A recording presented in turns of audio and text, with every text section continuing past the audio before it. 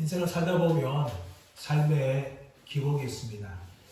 운동선수들 마찬가지죠. 운동선수들에게도 기복, 슬럼프가 있습니다.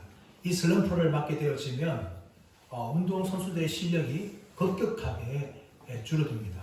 이제는 참 잘하였지만 이 슬럼프 때 선수들마다 실력이 나오지 않아서 성적이 곤두박질치고 많은 고전을 합니다.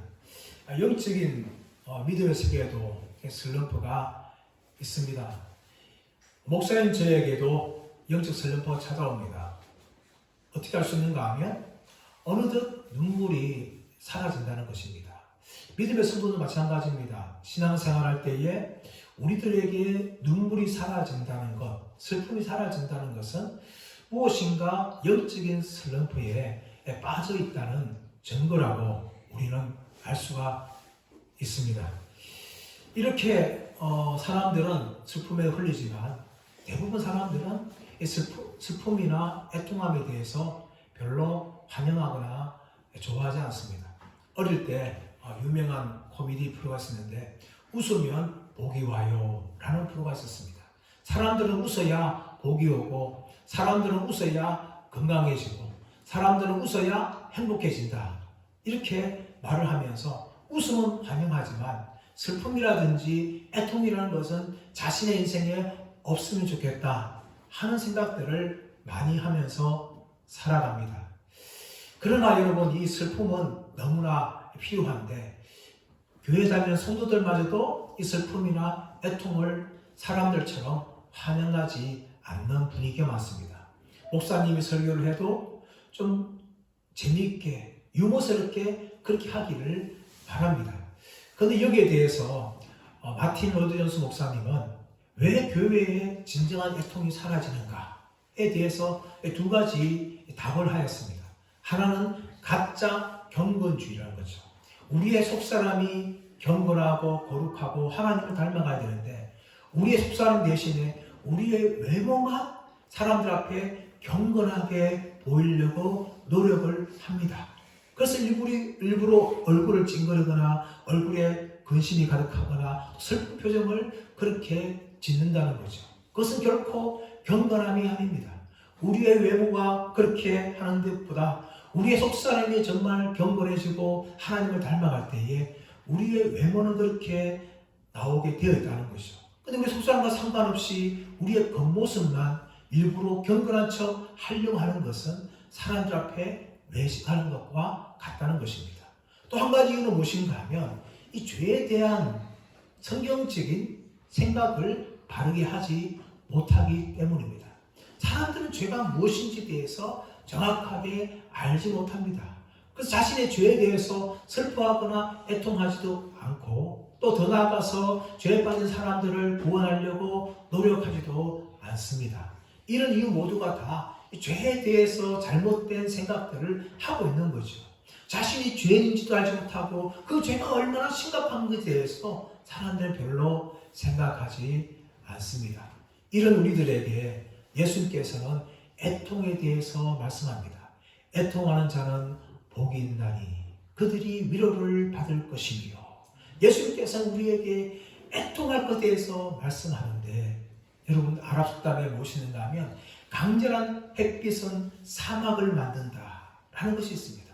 날마다 우리가 행복만 찾고 날마다 웃음만 찾다 보면 우리의 영혼이 우리도 모르게 메말라 버리고 건조해지고 더 나아가서 사막화 되는 거죠. 사막화 되지 않기 위해서 무엇이 필요합니까? 하늘의 피가 필요하듯이 우리의 영혼이 건조하지 않기 위해서는 이 촉촉한 영혼의 눈물과 영혼의 애통함이 필요하다는 것입니다. 그리고 예수님께서는 애통하는 자는 복이 있나니 그들이 위로를 받을 것이며 라고 말씀합니다. 이런 애통은 세상 사람들이 갖고 있는 그런 슬픔과 전혀 다른 것입니다. 이 애통이라는 것을, 애통이라는 이 명사를 헬라어로는 멘도스라고 부릅니다. 그런데 동사는 애통하다는 멘데오라는 단어인데 이 멘데오, 슬퍼하다, 애통하다 라는 가지고 있는 이 단어가 성경에 나오고 있는 슬픔에 표현하고 있는 9가지 헬라어 단어 중에서 가장 강력한 슬픔과 애통을 말하는 단어입니다. 이 단어는 가족 중에 누가 죽었을 때 애통하는 것과 같습니다. 이것은 뼈를 깎는 고통을 말하고 있는 슬픔을 말하는 것입니다. 성경에 보시면 야곱이 자신의 사랑했던 아들이었던 요셉이 짐승에 물려 죽었다 말을 듣고 얼마나 애통하며 슬퍼합니까? 그 정도의 슬픔을 말하고 있는 것입니다. 우리 세상 살다 보면 참 많은 슬픔을 겪고 있습니다. 뉴스를 보다 보면 요즘에 전세 사기 얼마나 청년들의 꿈을 꺾어버립니까? 눈물을 흘리며 호소합니다. 그리고 전세 사기도 있고 또 얼마나 많은 사건 사고가 있고 또 창민 사건도 있고 이런 걸 보면서 사람들은 많은 슬픔을 겪으며 눈물을 흘립니다. 세상을 살다 보면 우리는 눈물을 흘리지 않을 수는 없습니다. 이렇게 눈물을 많이 흘리지만 예수께서 말씀하시고 있는 이 애통은 바로 우리가 흘리는 보통의 눈물과 전혀 다른 것입니다. 이 애통은 영적인 애통이며 죄에 대한 애통입니다. 우리 지난주에 심령이 가난한 자는 복이 있나니 그들이 천국이 그들의 것이요 라는 말씀을 함께 나누었습니다. 심령이 가난한 건 무엇입니까? 내가 아무것도 아니란 존재, 내가 하나님 앞에서 철저한 죄인이라는 것을 우리가 깨닫고 하나님의 은혜만을 간구하는 상태가 심령이 가난한 상태입니다. 그런 상태의 사람들에게 바로 천국이 주어지는 것이죠. 하나님 앞에서 나는 철저한 죄인이며 나의 죄로는 도저히 의가 될 수 없고 나의 자랑만으로는 천국에 들어갈 수 없다는 것을 철저히 자각하고 인식하고 오직 십자가에 달신 예수님만을 의지하는 그 상태가 바로 심령이 가난한 자의 상태입니다. 이 심령이 가난한 자의 상태가 되을 때에 바로 애통함을 가지게 되는 것입니다. 이 애통함을 성경은 무엇을 말합니까? 우리 영혼의 애통을 말하며 우리의 죄에 대한 애통을 말하고 있는 것입니다. 그렇다면 어떻게 하면 우리가 우리 죄에 대한 애통을 이렇게 가질 수 있을까요? 그것은 바로 첫 번째, 우리가 하나님 앞에 설 때만이 가능한 것입니다. 우리가 지난주에 말씀 살펴봤듯이 심령이 가난하다. 이 가난하다는 것은 철저한 무능력, 아무것도 없는 상태, 이 상태에 가난을 말하는 페나스의 단어라고 이야기했습니다. 프토코스는 그래도 내가 가지고 있는 거예요. 내가 무엇인가 가지고 있어서 내 돈으로 무엇인가 할 수 있는 상태를 프토코스를 말하고 있는데 페나스는 철저한 가난이죠. 아무것도 없는 상태. 이 가난을 바로 페나스의 상태인데 이 심령이 가난하다는 것은 바로 그런 페나스의 상태에 있는 사람들을 말하고 있는 것입니다. 이런 철저하게 가난하게 된 사람들이 어떻게 가능한가 하면 하나님 앞에 서지 않으면 도저히 불가능한 거예요, 여러분. 우리 인간들은 근본적으로 교만합니다. 조금만 나에게 잘난 거 있으면 내가 남들보다 잘났다고 그렇게 자랑하고 조금만 부족하면 좀 가진 사람 앞에서 나보다 뛰어난 사람 앞에서 기죽고 살아가는 것이 바로 우리 인간이에요. 조금 가지고 있다 해서 조금 졌다 해서 높아지거나 비굴해지는 것 모두가 다 우리 인간 안에 있는 영적인 교만입니다. 이 영적인 교만이 있기 때문에 내가 무엇이나 가졌다 해서 남들 앞에 정말 자랑하고 부족할 때 기가 죽는 것이죠. 이런 상태를 말하고 있는 것이 아닙니다. 우리 인간은 이런 상태를 가지고 있지만 하나님 설 때에 우리는 정말 죄인인 걸 발견합니다. 사람들과 비교할 때 상대적인 비교지요. 조금 더 가지면 조금 더 갈다 해서 좀 적으면 좀 더 적다 해서 그렇게 비교하며 서로 비교 우위를 가지고 있는데 하나님 앞에 설 때에는 여러분 우리가 가지고 있는 조그만의 조그만 지금 가지고 있는 자랑 이 모든 것들은 아무것도 아니라는 것을 우리는 알게 되는 겁니다. 제가 어릴 때 키가 좀 작아가지고 열등감을 가지고 있었어요. 근데 여러분 언젠가 이 열등감 벗어버린 계기가 뭔가 하면은 저 높은 하늘에서 보면 키가 2m 된 사람이라든지 나같이 키가 작은 사람이라든지 모두가 다 점 하나에 불과하다는 거예요. 비행기를 타다가 비행기도 보십시오. 밑에 있는 집들을 보십시오. 점 하나에 불과한 것이죠. 우리 인간의 상태가 바로 그와 같은 상태라는 겁니다. 하나님의 설 때에 우리는 철저한 무능력, 무자랑밖에 없다는 거죠. 이사야 6장 말씀 가보시면 이사야가 우시야 왕이 죽은 해에 하나님의 영광의 이상을 보게 되어집니다. 그때 천사들이 하늘을 나르면서 6개의 날개 가진 천사들이 어떻게 합니까? 두 발을 가지고 자기 얼굴을 가리고 두 날개를 가지고 자기 얼굴을 가지고 두 날을 가지고 자기 발을 가리고 두 날개로는 하늘을 나르면서 거룩하다 거룩하다 거룩하다 만군의 주 여호와여 라고 하나님을 찬양합니다. 그 모습을 보았던 이사야가 어떻게 고백합니까? 화로가 나여 망하게 되었도다. 나는 입술이 부족한 자로서 입술이 부족한 백성들 가하면서 만왕의 왕이신 하나님을 배웠도다 하면서 자신의 죄성에 대해서 그렇게 고백을 하는 겁니다. 사도 요한을 보십시오. 밤모습에서 예수님을 만났을 때에 그 거룩하신 예수님 앞에서 완전히 사도 요한은 죽은 자처럼 되었던 것입니다. 이것이 바로 우리가 하나님의 영광을 배울 때 거룩하신 하나님 앞에 설 때에 우리 자신들이 얼마나 죄인이라는 것을 우리가 알게 되는 겁니다. 사람들 앞에서는 조금만 잘나고 조금만 못나고 그렇게 비교하거나 또 자랑하는데 거룩하신 하나님 앞에서 우리가 아무것도 아닌 존재라는 것을 우리는 우리 죄에 대해서 철저하게 알게 되는 겁니다. 두 번째, 우리가 어떻게 우리 죄에 대해서 통할 수 있을까요? 그것은 하나님의 말씀을 읽고 그 말씀 앞에 설 때 가능한 겁니다. 우리는 모든 말씀을 지키지 못합니다.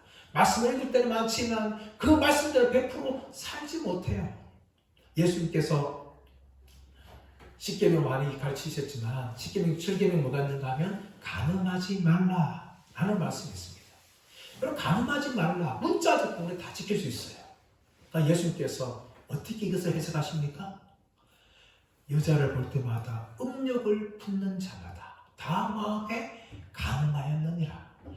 여자는 남자만도 마찬가지예요. 남자가 어느 것이 아니라 모든 사람들이 여러분 이 7계명을 다 사실 위반하며 살아가는 겁니다.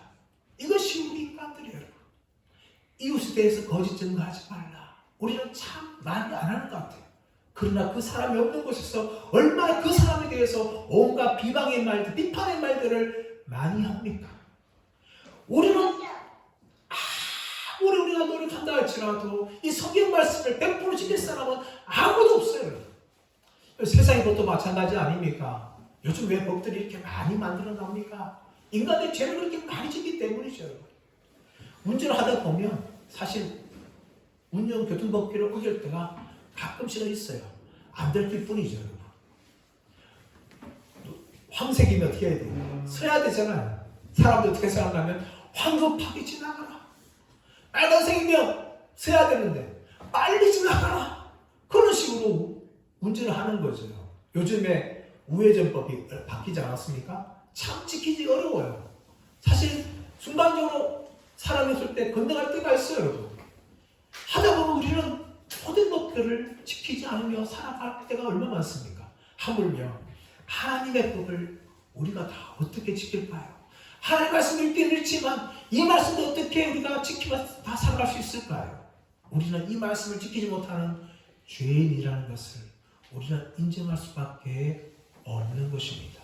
세 번째로 죄가 무엇이며 죄가 만들어낸 결과가 무엇인지를 인식할 때에 우리는 죄에 대해서 애통하게 되는 겁니다. 여러분, 죄가 뭡니까? 하나님에 대한 반역이었습니다. 이 반역의 결과로 하나님과 원수가 되었고 하나님의 심판을 받게 되었습니다.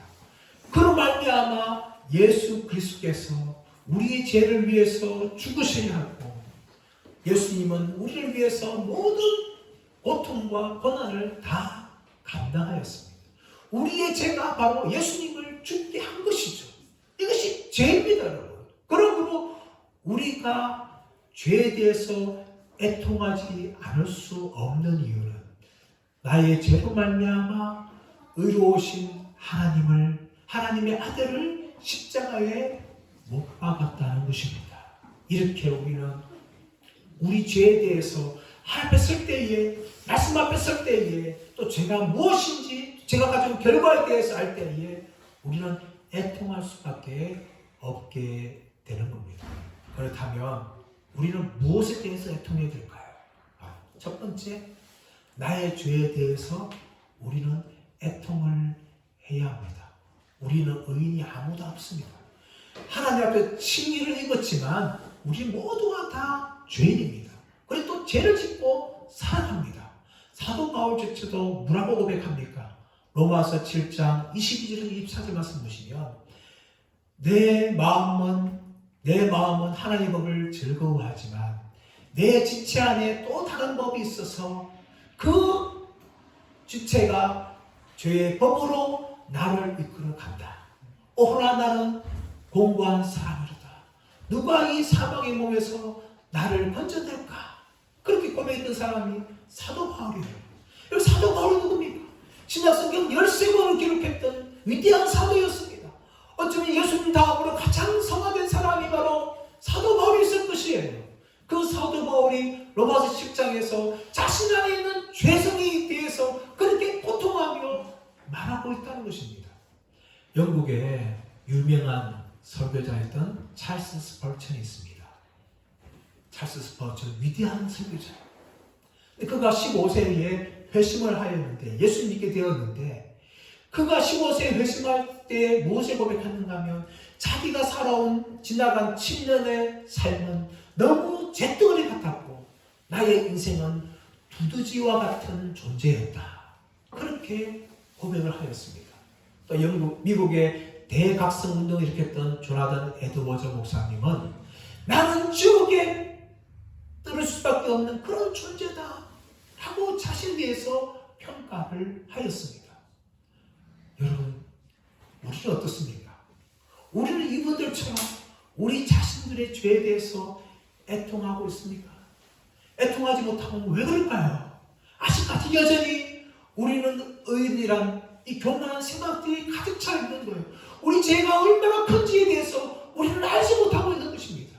우리 죄를 알게 될 때에 우리는 찰스 스펄처럼 조나단 에드원처럼 사도 바울처럼 우리 죄에 대해서 애통할 수밖에 없는 것입니다. 사랑 여러분, 저는 간절히 원합니다. 우리의 영적인 눈이 떠져서 우리 죄가 얼마나 큰지에 대해서 애통할 수 있는 그런 사람들 되시기를 간절히 바랍니다. 두 번째, 우리가 무엇에 애통해야 될까요? 다른 사람들의 죄에 대해서, 세상의 죄에 대해서 우리는 애통할 수 있어야 합니다. 우리가 예수 믿고 구원받아서 우리는 천국에 갑니다. 그러나 여러분, 아직까지 예수 믿지 않은 사람들은 여전히 죄 가운데 살아가고 있고 하나님께 반역하는 삶을 지금도 살아가고 있어요. 그렇다면 그들의 결국은 무엇입니까? 영원한 지옥에 들어가서 멸망받을 수밖에 없는 존재가 되는 겁니다. 그것이 바로 그들에게 주어진 운명이에요. 그렇다면 우리가 그 사람들을 위해서 어찌 애통하지 않을 수 있을까요? 우리의 가족들이, 우리의 친구들이, 우리의 친척들이, 우리의 이웃들이 예수님을 알지 못하고 영원한 지옥을 향하여 가야 될 운명이라면 우리는 그들을 위해서 눈물을 흘리며 기도하며 그들을 위해서 애통하는 사람들이 되어야 될 줄 믿습니다. 여러분, 더 나아가서 우리는 온 세상의 죄를 바라보며 애통을 해야 합니다. 저 북한 땅에 김정은 정권 아래서 지금도 수많은 사람들이 굶어 죽고 있습니다. 정치 수용소에서 갇혀서 죽을 때까지 고생하며 죽습니다. 지금도 개성 같은 대도시에도 아사자들이 속출하고 있다는 소식이 들려옵니다. 이 김정은 정권에서 얼마나 악한 죄악들이 그 땅에서 행해지고 있는지, 얼마나 많은 죄들이 거기서 있는지, 얼마나 많은 북한의 동포들이 죽어가고 있는지 우리는 그들을 위해서도 애통을 해야 합니다. 러시아와 우크라이나 전쟁을 통하여서 얼마나 많은 사람이 죽어가고 있습니까? 얼마나 많은 건물들이 파괴되고 있습니까? 수많은 민간인들이 학살당하고 있습니다. 여러분, 이런 땅이, 이런 곳에 전쟁이 벌어지고 있는 땅입니다. 아프리카 어떻습니까? 많은 사람들이 기근에 의해 죽어가고 있고 전염병에 죽어가고 있고 부족들 간에 전쟁에 의해서 싸움에 의해서 죽어가고 있습니다. 또한 10대 아이들, 또 미혼모들이 에이즈에 걸려서 그렇게 감염되어 죽어가고 있습니다. 수많은 사람들이 아프리카에서 지금도 죽어가고 있다는 것이죠. 아프가니스탄 어떻습니까? 탈레반 정권이 정권을 잡고 있고 수많은 사람들 무자비하게 학살을 하고 인권을 유린합니다. 이란 땅 어떻습니까? 무자비하게 수많은 사람들을 사형을 시키며 목을 매달아 공개 처형을 하고 있습니다. 이것이 전 세계에서 벌어지고 있는 끔찍한 사건들입니다. 그뿐만 아니라 우리나라는 어떻습니까? 수많은 사람들이 중독에 걸려 있습니다. 게임 중독, 알코올 중독, 도박 중독, 심지어 요즘에는 마약 중독. 청소년들이 자기 용돈으로 충분히 마약을 살 수 있는 시대가 되고 말았습니다. 어릴 때부터 마약에 취하여서 좀비가 되어가고 있어요. 이렇게 우리나라에도 수많은 문제가 있는 거죠. 뉴스를 볼 때마다 얼마나 끔찍한 사건들이 발생하고 있습니까? 묻지마 폭행과 묻지마 살인들이 얼마나 자행되고 있습니까? 뉴스를 볼 때마다 정말 가슴이 철렁철렁한 사건들이 정말 계속해서 발생해 나가고 있습니다. 이것이 바로 우리나라와 세상의 현실입니다. 우리가 그리스도인이라면 우리 자신들을 바라보며 걱정과 염려할 것이 아니라 세상에서 벌어지고 있는 이 악한 사건들과 죄를 바라보면서 우리는 애통할 수 있는 사람들이 되어야 되는 것입니다. 더 나아가서 우리는 한국교회와 전 세계에 있는 교회들을 바라보며 우리는 애통을 해야 합니다. 이미 유럽교회는 하나님의 영광이 떠나간 지 오래되었습니다. 교회 건물마다 성당 건물마다 가득하게 크고 엄청난 휘황찬란하고 있지만 관광 명소가 되어서 겨우 명령만 유지하지만 또 어떤 교회들은 카페로 팔려나가고 도서관 팔려나가고 있고 또 힌두교 사원이나 이슬람교 사원으로 팔려가고 있고 또 디스코텍으로도 그렇게 팔려가고 있는 현실입니다. 교회마다 텅텅 비었습니다. 미국도 그렇게 돼가고 있습니다. 우리나라도 곧 위기가 찾아올 거예요. 다음 세대가 한국교회 없습니다. 한국교회 다음 세대에 있는 교회가 10%밖에 되지 않습니다. 그것도 점점 줄어들고 있는 상황이에요. 앞으로 20년, 30년 후에 한국교회가 어떻게 될까요? 미국교회와 유럽교회처럼 되어갈 것이 뻔한 일입니다. 이걸 바라보면서 우리는 좀 한국교회의 약간을 바라보며 우리는 애통할 수가 있어야 하는 겁니다. 여러분, 이런 애통은요, 한 번만으로 끝나서는 안 됩니다. 오늘 예수님께서 말씀하시는 이 애통하는 자, 말하면 이 애통하는 자에 대해서는 그냥 단수를 쓰는 것이 아니라 계속적인 용법을 사용하는 거죠. 한 번만 애통할 것이 아니라 계속해서 애통할 것을 예수님께서는 말씀하고 있습니다.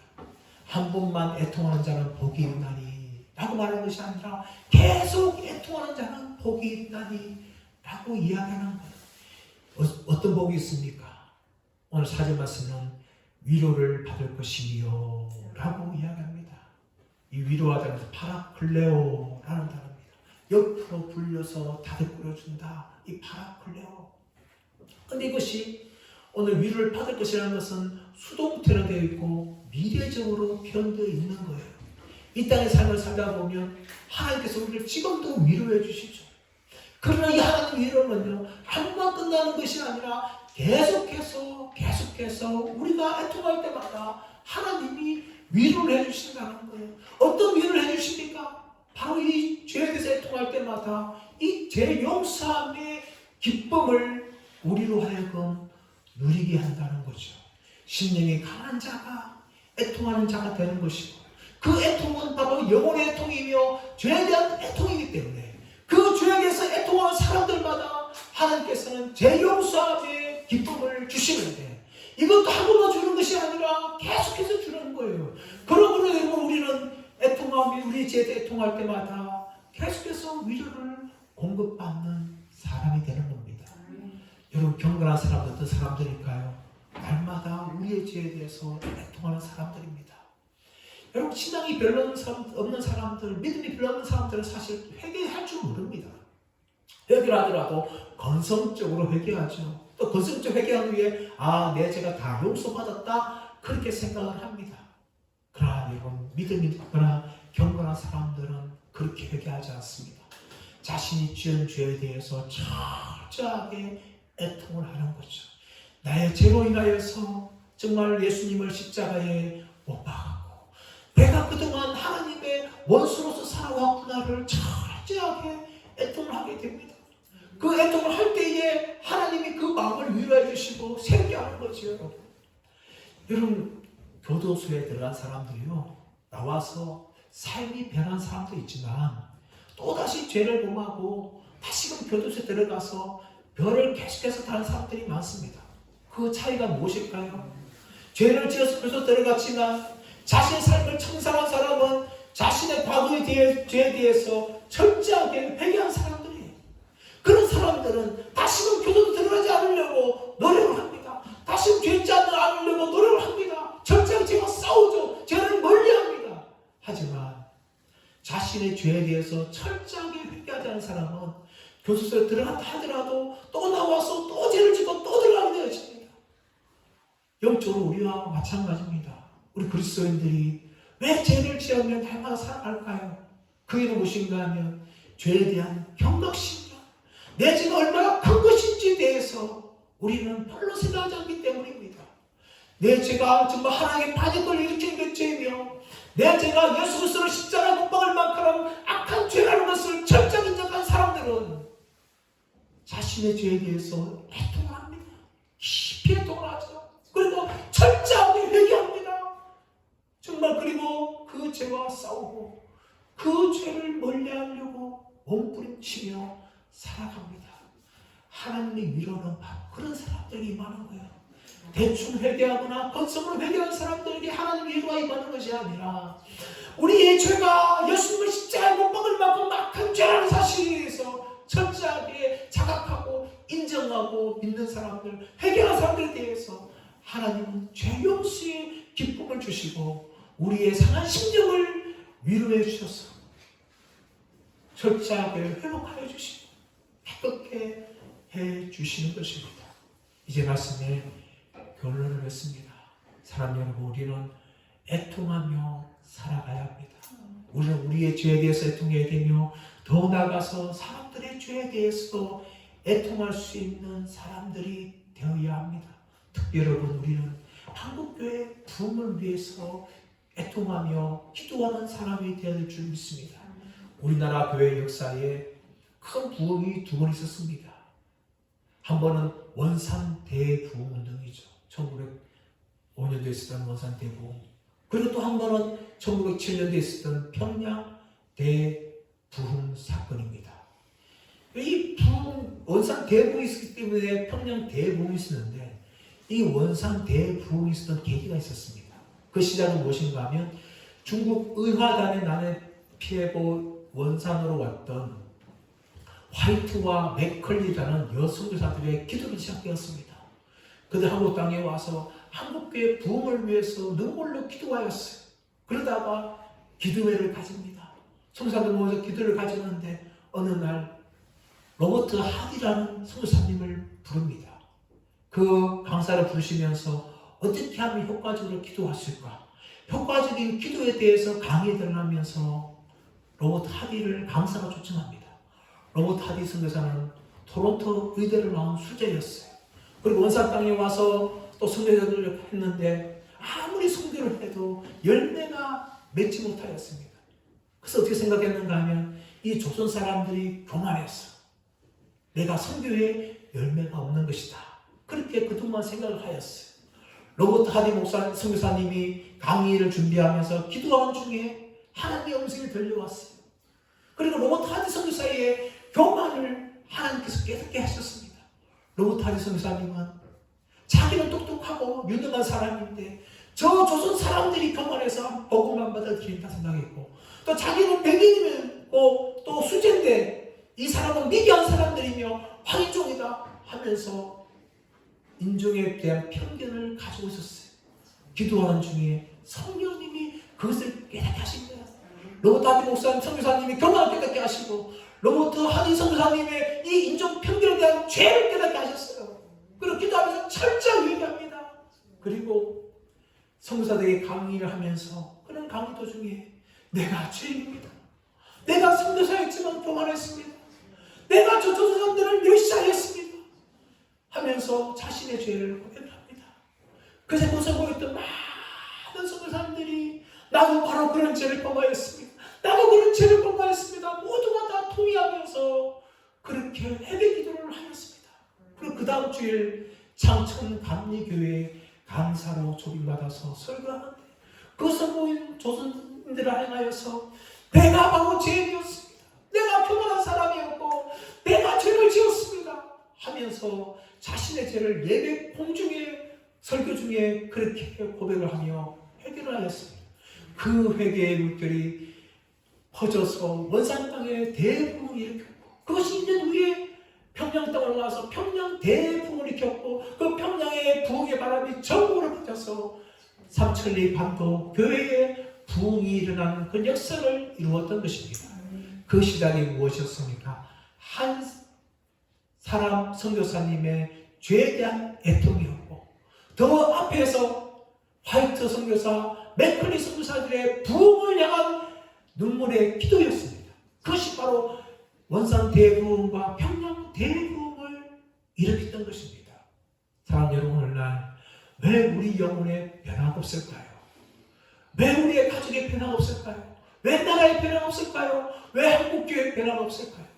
그것은 바로 우리에게 애통의 눈물이 없었기 때문입니다.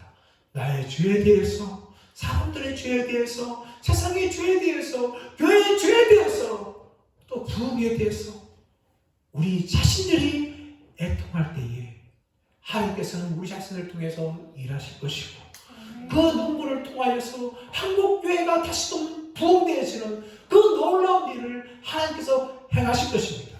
저와 여러분의 애통의 눈물이 그 시작이 되기를 원하고 우리의 눈물을 통하여서 한국교회의 놀라운 부흥이 일어나기를 예수의 이름으로 축원합니다.